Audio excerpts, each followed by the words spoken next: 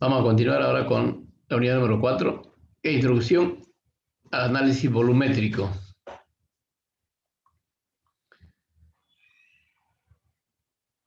Aquí tenemos una figura que nos muestra justamente lo que se hace en volumetría. Normalmente el análisis volumétrico es un método de análisis químico cuantitativo, ¿ya?, que se utiliza para determinar la concentración desconocida, que tenemos en el matraz de Erlenmeyer, ya el analito, que es la concentración que determinamos, ¿no? Concentración desconocida del analito. A partir de una sustancia que denominamos patrón o solución estándar, ya, que tenemos en la bureta, ya, o también lo denominamos solución valorante, ya, el valorante que está en la bureta y el analito que tenemos acá en el matraz Erlenmeyer. Normalmente, para llevar a cabo estas valoraciones debemos tener todo el material adecuado, ¿ya? Debemos disponer de la solución concentrada de concentración exactamente conocida, que es el valorante, y también debemos disponer de un sistema indicador, ¿no?, que nos señale cuando la cantidad del valorante añadida sea equivalente a la cantidad del analito, ¿no? O sea, cuando el número de equivalente del valorante sea igual al número de equivalente del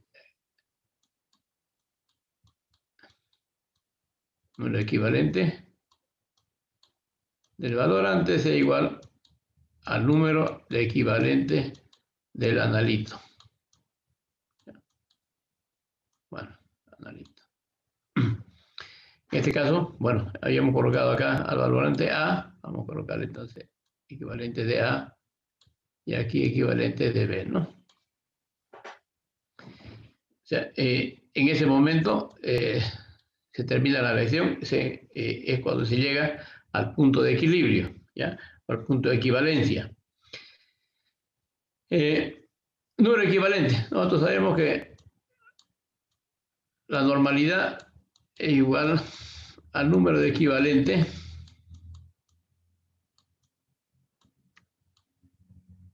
del soluto sobre el volumen de la solución en litros, ¿no? Entonces, de acá, número equivalente prácticamente va a ser la normalidad por el volumen, ¿no? Y después de acá, número equivalente, tengo normalidad por volumen. O sea, normalidad por el volumen del titulante va a ser igual a normalidad por el volumen del analito.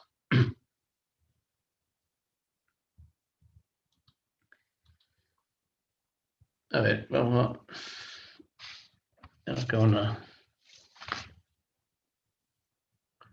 control.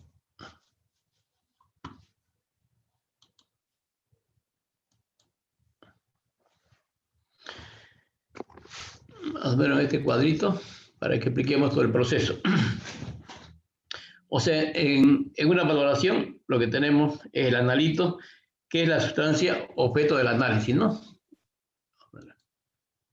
Esta es la sustancia objeto del análisis que hacemos reaccionar con una disolución que denominamos valorante.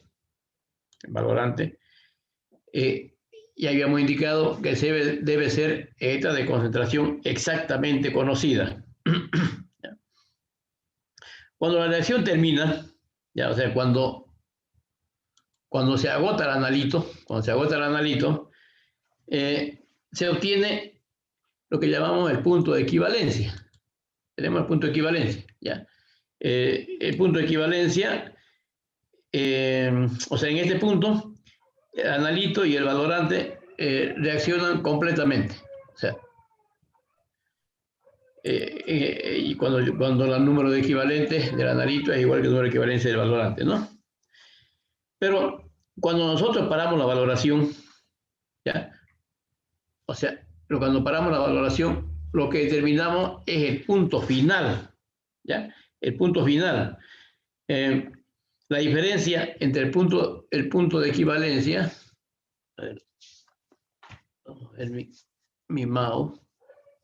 La diferencia entre el punto de equivalencia que tenemos acá y el punto final es lo que se llama el error de valoración, ¿no?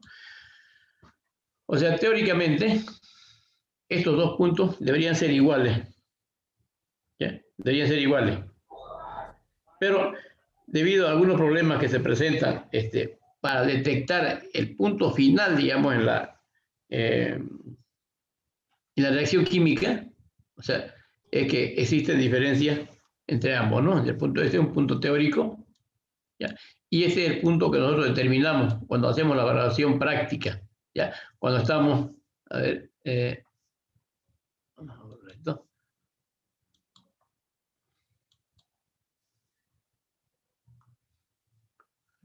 Cuando estamos, a ver, vamos a borrarlo.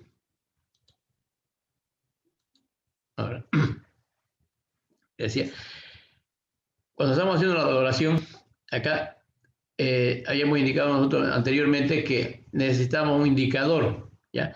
Que nos indique, prácticamente nos va a mostrar cuando la cantidad de la valorante añadida es equivalente a la cantidad del analito, ¿ya? Esto normalmente ocurre con un cambio de color, generalmente un cambio de color, ¿ya? En el punto de equivalencia y el cambio de color. Entonces, eso es lo que nosotros detectamos, ¿ya?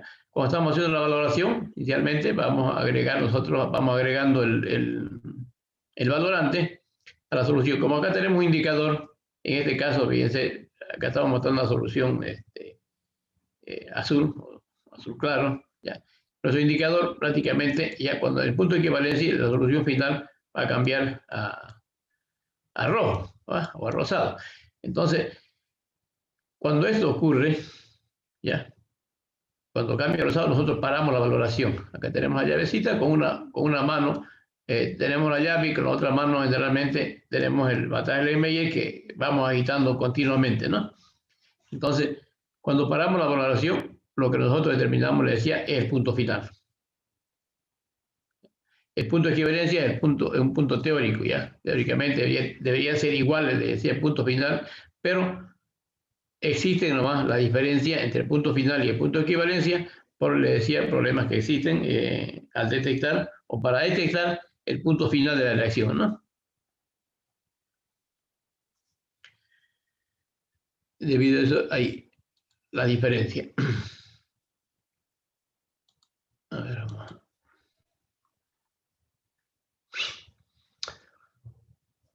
Las soluciones, la estandarización de soluciones. Habíamos indicado ya anteriormente nosotros que la solución estándar era una solución de concentración exactamente conocida, ¿no? Que generalmente la utilizamos nosotros para, bueno, en las valoraciones y también en la estandarización, digamos, los patrones, ¿no? Los patrones primarios, tenemos patrones primarios y patrones secundarios, ¿ya? Entonces los patrones primarios, o sea, las sustancias para formar patrones primarios, son sustancias que tienen que cumplir algunas características, ¿no? Específicas, vamos a indicar enseguida. Por ejemplo, un patrón primario, dice, llamamos también estándar primario, es una sustancia que se utiliza para, como referencia, ¿ya? Para hacer valoraciones, para hacer estandarizaciones también. Estas sustancias deben cumplir algunas características, les decía, que tienen que ser de alta pureza, ¿ya? Alta pureza. Se menciona que la impureza no deben sobrepasar a 0.01 de 0.01 a 0.2%, ¿ya? 0.02%. Pero algunas veces las impurezas son inertes, ¿ya? Cuando la impureza es inerte, no se puede, podemos obviar esta condición del 0.01%, ¿ya? Pero siempre y cuando conozcamos el grado de las purezas inertes, ¿no? En el caso de las purezas inertes, puede tener una sustancia que sé yo, por decirle al 95%. Entonces, ¿qué significa eso? Que de cada 100 gramos 5% de impureza. Pero yo debo conocer esta condición, la pureza, ¿ya? Ahora, si le decía, si la impureza es de 5%, es inerte, no importa, yo puedo trabajar, o sea, puedo obviar esta condición, le decía, y trabajar, ¿no? Finalmente la impureza inerte es agua, ¿no? Entonces yo puedo trabajar con esta sustancia que tenga este grado, pero conociendo esto para considerar en el cálculo, ¿no? Cuando yo prepare mi solución. Que sean inalterables, dice, al medio ambiente, así que sean estables, ¿ya? Que sean fáciles de secar, no sean higroscópicas, que no absorban humedad, que no sean delicuescentes, que con humedad no se disuelvan, y que no sean no oxidables, no por acción del medio ambiente, ¿no? El oxígeno, sabemos que en el medio ambiente hay bastante dióxido de carbono, ¿no? Y oxígeno. Que tenga un peso equivalente alto, esto con la finalidad, digamos, de que cuando pesemos nosotros la solución, la sustancia calculada, ¿ya?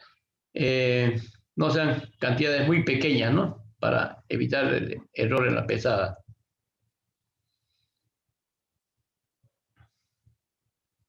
Bueno, ya habíamos hablado de las impurezas inertes y las que no son inertes, pero detección fácil de impureza, dice, ¿no? Aquí mencionamos, por ejemplo, si nosotros estamos utilizando el nitrato de plata para determinar el cloruro en cloruro de sodio, ¿ya?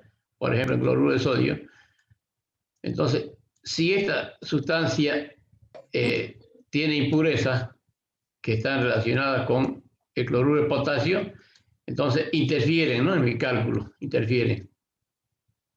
Pero si la impureza fuera solamente inerte, o sea, no hay ningún problema, yo puedo considerar, si fuera el agua, por ejemplo, ¿no? El agua es una sustancia inerte. O sea, que sea fácil de detectar la impureza, ¿no?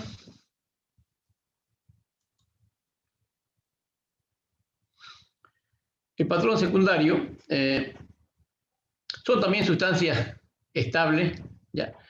De concentración determinable, conocidas también, pero no es adecuada para la preparación por pesada, ¿ya? Los patrones primarios, patrón primario, ¿ya? Se hace la determinación para preparar el patrón primario por pesada directa, ¿ya? Y en el caso de patrones secundarios, como por ejemplo el ácido clorhídrico, el ácido sulfúrico, o sea, consideramos el volumen, ¿no? de la sustancia concentrada para preparar la solución.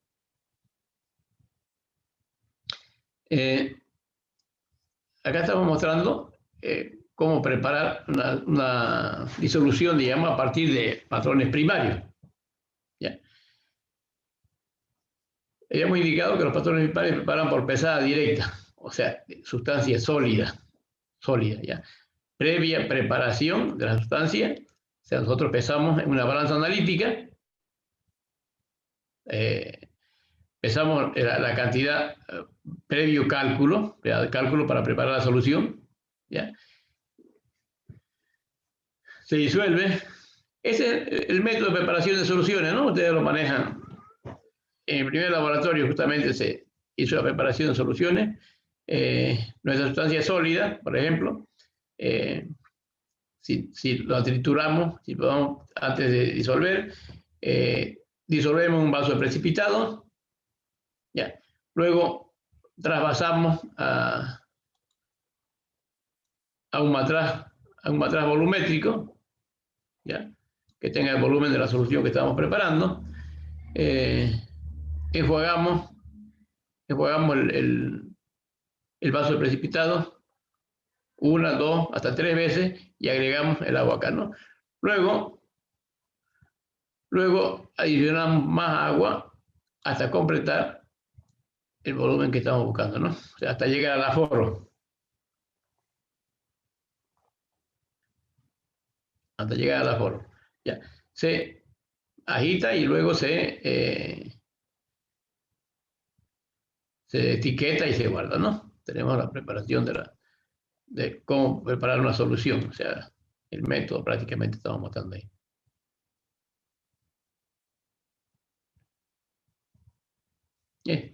Simplemente la técnica, ¿no? En el caso de patrones secundarios, ¿ya? La disolución se prepara por medida aproximada del volumen, el soluto. ¿Ya? Nosotros preparamos, cuando preparamos, por decirles, una solución de ácido clorhídrico, ¿ya? Calculamos la masa, pero nosotros tenemos el ácido de laboratorio, tenemos líquido, ¿no? Tenemos líquido, entonces nosotros calculamos la masa, pero luego, como conocemos la concentración y la densidad del ácido que estamos preparando, entonces calculamos al final un volumen, ¿no? Sabemos que la densidad es masa sobre volumen. Entonces, calculamos la masa, pero de acá tomamos un volumen. Ya convertimos esa masa en volumen, porque conocemos la densidad. ¿Ya? Entonces, por medida aproximada, decimos, ¿no? Del peso del volumen absoluto. Entonces, estas soluciones, ¿ya? Si bien nosotros conocemos la concentración, tenemos que estandarizarla o normalizarla, ¿no? Un proceso de estandarización que lo hacemos con un patrón primario. La normalización se hace con un patrón primario para conocer exactamente su concentración, ¿no?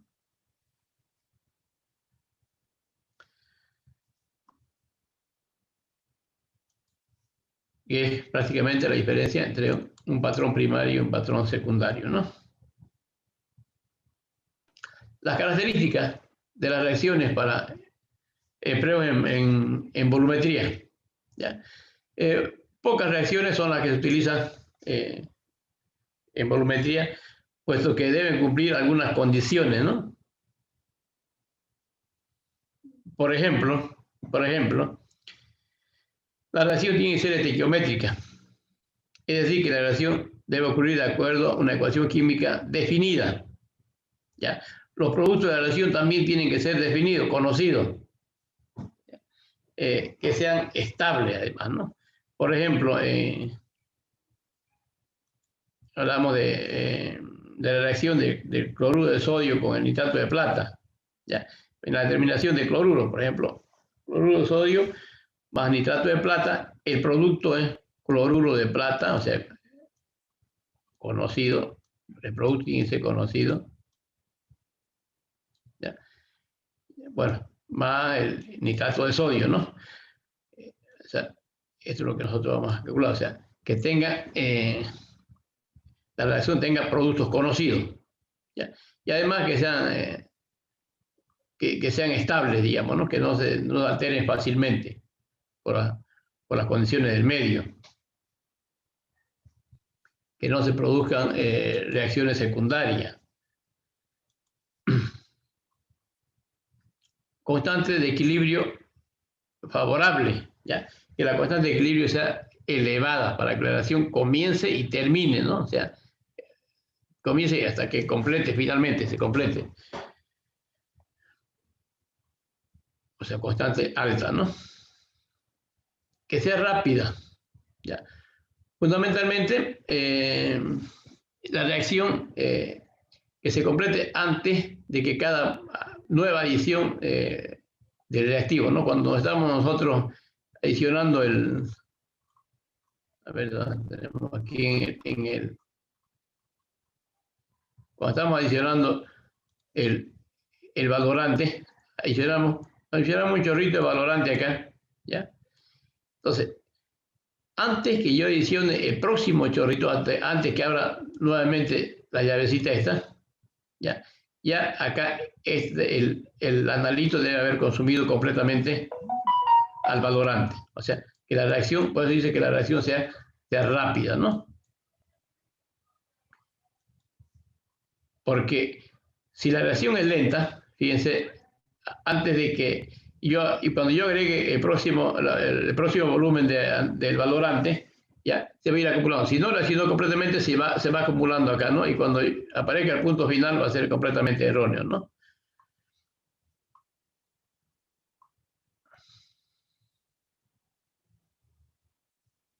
Entonces dijimos que sea rápido. Cuando la reacción es lenta, o sea, esto en valoraciones directas, ¿no?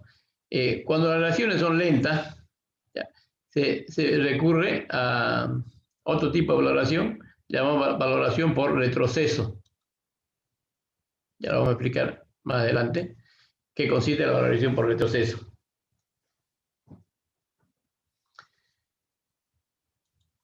Debemos disponer de un indicador adecuado. Ya lo mencionábamos anteriormente, o sea, detectamos nosotros el punto de equivalencia, ¿ya? Cuando dijimos el número equivalente del valorante era igual al número equivalente del analítico, ¿ya? Pero esto es a través de un indicador. Generalmente los indicadores tienen un cambio brusco de concentración y que nos muestran a través de un cambio de color cuando se alcanzó el punto de equivalencia, ¿ya? Que yo le indicaba que el que nosotros miramos es el punto final, ¿no? Punto de equivalencia es un punto teórico, pero lo que nosotros determinamos en la experiencia es el punto final. Habíamos indicado también ya que la diferencia entre el punto de equivalencia y el punto final era lo que llamábamos error de valoración, ¿no? También he indicado que ambos puntos teóricamente deberían ser iguales, ¿no? El punto de equivalencia y el punto final. Sin embargo, tiene, le decía, alguna diferencia por algunos problemas que nosotros tenemos al determinar prácticamente la reacción química, el punto final de la reacción química, ¿no? Dependiendo del indicador que tengamos. A veces también utilizamos un indicador que no es adecuado, ¿no? Entonces, por eso que tenemos la necesidad de disponer de indicadores adecuados. Ahora, los indicadores, en realidad, vamos a ver diferentes valoraciones. Para cada tipo de valoración tenemos indicadores diferentes, ¿no? Por ejemplo, en la valoración de neutralización ácido-base tenemos tipos de indicadores para estas valoraciones que son diferentes, ¿ya? A otra valoración, por ejemplo, a la valoración volumetría de precipitación, tenemos otros tipos de indicadores. No trabajamos con los mismos indicadores de la volumetría de neutralización, ¿no? O en el caso de las valoraciones complejométricas, igual tenemos indicadores específicos para ese tipo de valoraciones, ¿no? O las valoraciones RED, igual indicadores específicos para ese tipo de valoraciones.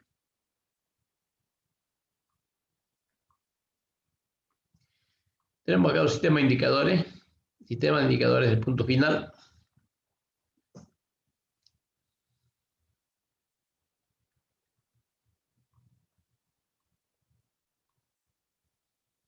Tenemos indicadores químicos y los instrumentales. Los indicadores químicos, vemos acá, lo clasificamos en autoindicadores y de especie añadida, ¿ya? Lo de especie añadida, ya, tenemos internos y externos, o sea, bueno, nosotros tenemos la valoración, bueno, nuestro matraje de Meyer, y acá tenemos la bureta. Entonces, aquí hemos adicionado nosotros nuestro indicador. Pues, uno de estos son los de especies añadidas, generalmente con los que trabajamos en la química, los métodos clásicos, ¿no? Los métodos clásicos de especie añadida. Tenemos en este caso los coloreados. Bueno, en el caso de la especie añadida, esto se realiza en el proceso de valoración específicamente, ¿no? Estos indicadores, en el punto final, generalmente responden a un cambio de Bueno, el cambio de color, pero se debe a un cambio de la concentración, digamos, ¿no?, de una de las especies químicas que estamos tratando. Ese cambio de concentración nos produce la variación de, a ver, generalmente de alguna propiedad física, ¿no?, que es susceptible, perdón, de ser observada, que podamos nosotros observar acá en la valoración que estamos realizando. Por ejemplo, en el caso de titulación ácido-base, es un cambio de color, ¿no? Cambio de color. Utilizamos esfermoftalina, por decir, si acá el analito es ácido, si este es ácido, entonces la esfermoftalina en medio ácido es incolora, ¿no? Pero si es neutralización, acá entonces tenemos la base, estamos neutralizando con una base. Entonces, en el momento del punto de equivalencia, esto va a cambiar de color, ¿no? La esfermoftalina en medio básico es rosada. Entonces, este es el punto que nos indica, ¿no? En este caso, nos va a indicar el cambio, el punto de equivalencia. Cuando a raíz del cambio de concentraciones, te decía, existe la variación de color, ¿no? En este caso, va a cambiar de incoloro a rosado. En el caso de los autoindicadores, es cuando... tenemos autoindicadores. Basta. Autoindicadores. Cuando actúa como indicador una de las especies, ya sea el valorante o el analito, ¿no? O sea, cambian de color a lo largo de la reacción química. Un ejemplo clásico de autoindicador es el permanganato, ¿no? Permanganato de potasio, que es de color púrpura, decimos, ¿no? O color lila. Luego también tenemos los indicadores instrumentales. Estos se basan generalmente en la variación de una propiedad físico-química, ¿no? En la disolución. En el transcurso de la valoración tenemos nosotros algunos indicadores. Podríamos indicar la titulación potenciométrica, cuando utilizamos que sea un pHímetro en vez del indicador que hemos indicado acá nosotros, utilizamos un pHímetro para ver el cambio brusco del pH. ¿Ya? También hay otras como la amperométrica, espectrofotométrica, en fin, cuando se utiliza instrumentos, ¿no? Ya no los químicos, ya no generalmente la especie. Nosotros normalmente vamos a trabajar con la especie añadida, ¿no? Con esta, con indicadores químicos.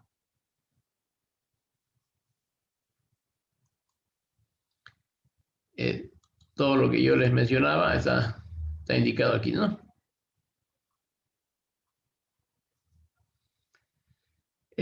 Los errores que menciona la titulación no eran más que las diferencias, ¿no?, que existen, les decía, en el error entre el punto de equivalencia y el punto final. ¿Ya? Vamos a ver lo que es la clasificación de los métodos volumétricos. Ya hace un rato atrás les mencionaba los métodos volumétricos. Tenemos la volumetría de neutralización, tenemos la volumetría de precipitación, la complejometría y la volumetría redox, ¿no?, de oxidación y reducción.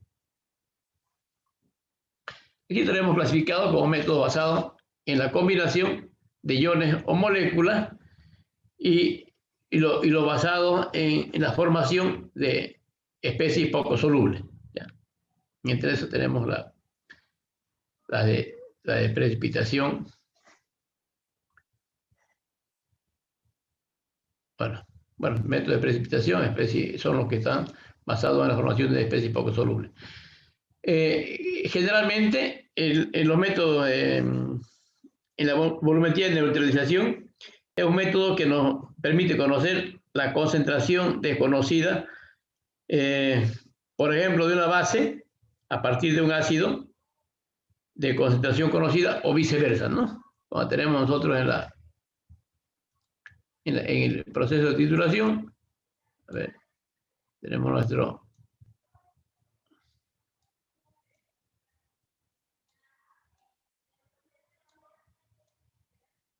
Bueno, nuestra bureta. Entonces, le decía que en el método de neutralización, nosotros, a partir de un ácido de concentración conocida, podemos conocer la concentración acá del analito. ¿Ya? Si esto es base, acá tenemos un ácido.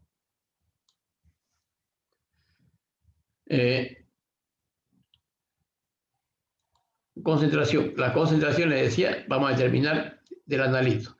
Puede ser base o ácido, la determinación acá como, que tenemos como analito, ¿no? Por eso que en este tipo de valoración vamos a ver lo que es acidimetría y lo que es alcalimetría. O sea, determinación de la concentración de ácido y determinación de la concentración de base. Tenemos la volumetría de precipitación. A ver, tenemos... Ahí sí. Volumetría de precipitación son aquellas en las que las reacciones entre el analito y el agente valorante dan lugar a la formación de un precipitado, ¿no? Aquí tenemos, decía el método, formación de especies poco solubles. O sea, acá va a haber un precipitado. Como ejemplo tenemos lo que les mencionaba hace un momento atrás, el cloruro de plata más el cloruro de plata más el cloruro de sodio más el nitrato de plata, que va a precipitar como cloruro de plata, ¿no? Aquí estamos mostrando solamente la relación, los iones, ¿no? Sabemos que los iones así como tales no están solos. Pero las soluciones de sales, en las soluciones de sales están completamente ionizadas, ¿no? Cuando hablamos nosotros de la solución de cloruro de sodio, ¿ya? Esto en solución está como iones sodio y como iones cloruro, ¿no? Iones sodio, iones cloruro. Es por eso que acá solamente mostramos el ion cloruro, porque el sodio no participa acá en la formación de precipitados, sino solamente, y la otra solución, que es el nitrato de plata, que también está completamente disociada, si quieren, en iones plata y en iones nitrato, ¿no? Nitrato. Entonces, aquí solamente estamos mostrando esto, ¿no? Eso es lo que forma el precipitado, ¿no? Precipitado, cloruro de plata, y seguramente va a quedar también en la solución el nitrato de sodio, ¿no? Bueno. Entonces, esa es la característica, digamos, de este tipo de valoraciones. Tenemos también la formación de iones complejos, ¿ya? En este tipo de volumetría se basa prácticamente en la formación de un complejo soluble, ¿ya? Mediante la reacción del analito, que es la especie que se valora, generalmente es un metal, tenemos acá el analito, generalmente es un metal, ¿ya? Y la solución valorante, que constituye el agente acomplejante, ¿no? Que tenemos acá en la bureta, ¿no? Realmente aquí vamos a ver más adelante, vamos con el EDTA, ¿no? Tenemos también otro método de precipitación, que es el redo, ¿ya? Basado en el intercambio de electrones prácticamente, ¿no? Este método nos permite conocer la concentración de una solución, de una sustancia que pueda actuar como oxidante o como reductor. ¿Ya? Puede estar acá el oxidante como titulante y como reductor el analito, ¿no? Generalmente es un tipo de valoración basada en una relación redo entre ambos. entre el analito y el valorante.